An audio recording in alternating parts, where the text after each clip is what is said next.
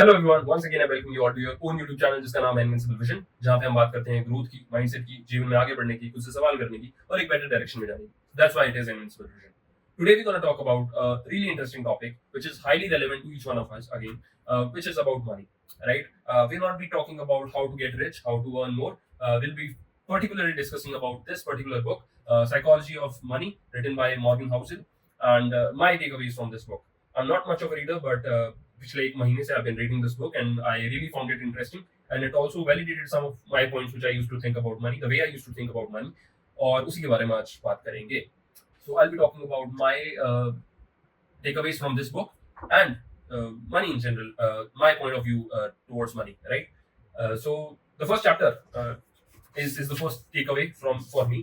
Like, no one is crazy. That's the first chapter's name for of this book. No one is crazy, and है क्या इसमें actually that we often judge people on the choices they make while dealing with money. ठीक है, we often suggest decisions to people, or we often judge them कि you should have done it better, you could have done that, you could have not done that. But even to our parents, like, अगर आप उस point पे वो investment करते तो we could have been in a better position, or you would be suggesting someone कि अगर आप वो choices उस time पे ना लेते, so that could be profitable for you.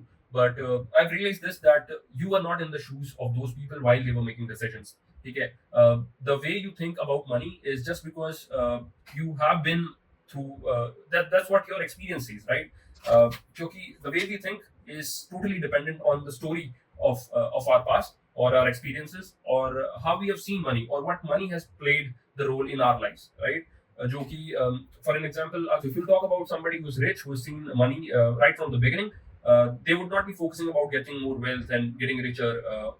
Obviously, होते हैं लोग, but their main focus point would be how to get a better lifestyle, how to live a better lifestyle, how to stay happy.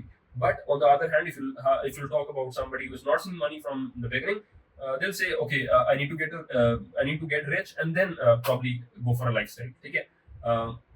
So yeah, the point is कि our stories shape the perspective that we have towards money, and it is totally different from for each one of us. So we are no one to judge people, or we are no one to say that somebody is crazy while they were making some decisions about money, because पैसे से सबको प्यार है, right? And everybody is making a decision ऐसे ही सोच के लेता है कि हाँ, इसमें मुझे प्रॉफिट होगा. Nobody thinks कि इसमें मुझे लॉस होगा and still gets into it, right? So no one is crazy while they were making money, just because their decisions are based on their story. Your perspectives could be different. That's the point. Second is that we'll have to define our enoughs, right? Money is something जिसके हम पीछे भाग सकते हैं endlessly, ठीक है? But at some point in our life, we'll have to define what is enough for us, what is enough to keep us happy, to keep us in the race, and still be okay with whatever we have, right? That's the point. क्योंकि first is defining enough is also good for your peace, ठीक है? Also, the second thing could be कि it keeps you rich, right? क्योंकि there is another chapter in this book which is called Getting Rich versus Staying Rich.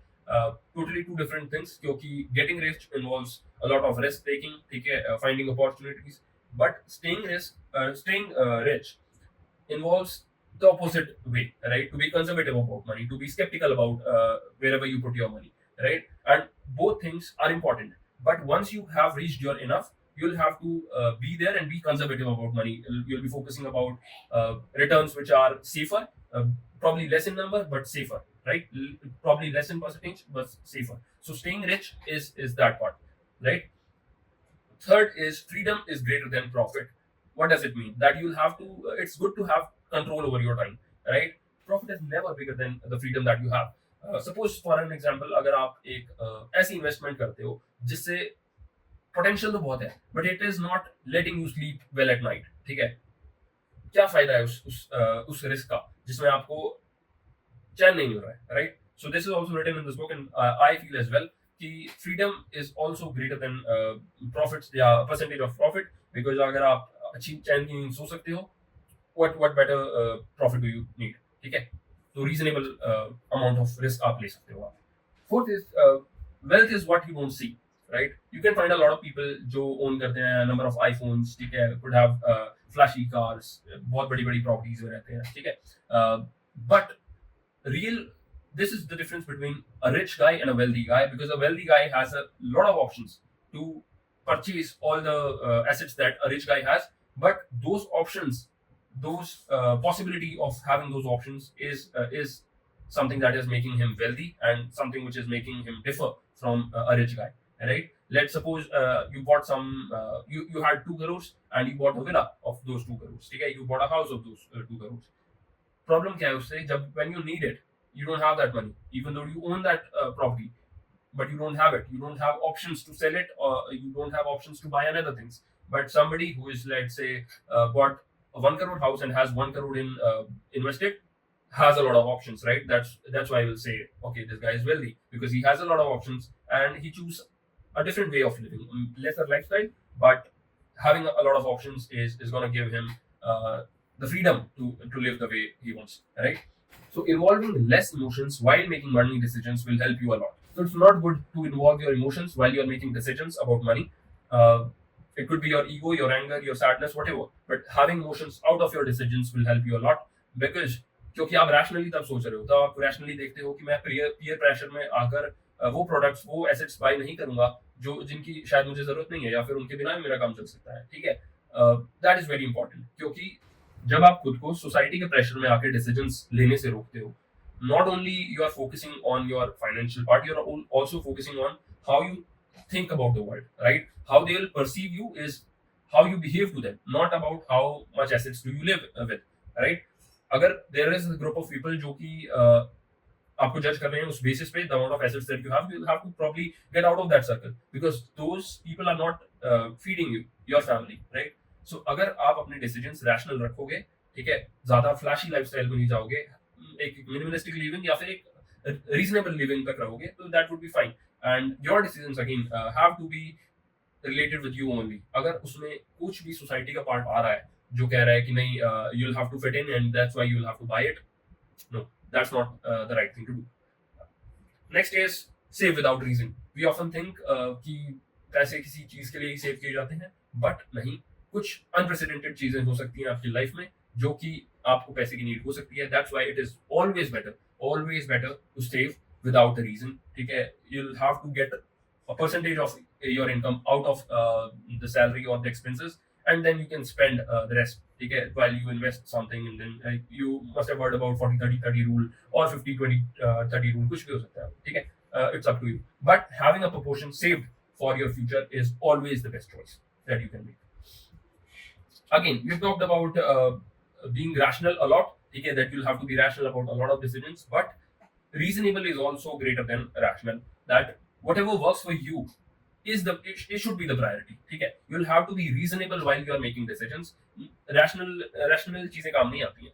Let's say it's very rational to think कि मैं 70% of my salary I'll save और 30% से मैं काम चला रहा हूँ और फिर उस 30% में मैं barely वो लाइफस्टाइल जी भी नहीं पा रहा हूँ, ठीक है? वो बहुत ही मतलब क्या कंजूसी में अपना जीवन बिता रहा हूँ मैं 30% बचा के. वो रैशनल तो है क्योंकि मैं अपने फ्यूचर के लिए बहुत अच्छा सेव कर रहा हूँ, मैं इन्वेस्टमेंट्स में बहुत ज्यादा पैसे डाल रहा हूँ, काफी बेनिफिशियल होगा, बट रीजनेबल नहीं है ना. आपको वो जब आप वो जिंदगी जी रहे हो तब आपको खुशी भी होनी चाहिए उस सेंस में. तो अगेन 50-30-20 रूल या फिर 40-30-30 रूल जो भी है, बट उससे क्या है, वो रीजनेबिलिटी प्रोवाइड करता है, वो आपको रीजनेबल बनाता है. वो रैशनल से ज्यादा इंपॉर्टेंट है रीजनेबल होना, क्योंकि एक जो आप प्रेजेंट में जिंदगी जी रहे हो उसका एक लेवल हो, ठीक है, जिसमें आप खुश रह सको. दूसरा, आप फ्यूचर के लिए भी इन्वेस्टेड हो. That's the priority. So reasonable is always greater than rational, ठीक है? So these were the 7 takeaways which I think I took out from this book.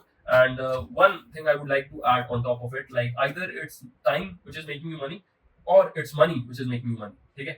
So either you invest a little money with a lot of time, okay, that will enable you to use the power of compounding, and that money will grow eventually, okay, by the time. So let's say a 20 years का horizon, अंकुर वारिकू जैसे बताते हैं ना, right, कि 20 साल के horizon में आपको ये चीजें होंगी, ठीक है? तो it is the time and a little investment and consistency that is making you money, right? But और उसके दूसरा साइड है that is it's money that is making you money, ठीक है?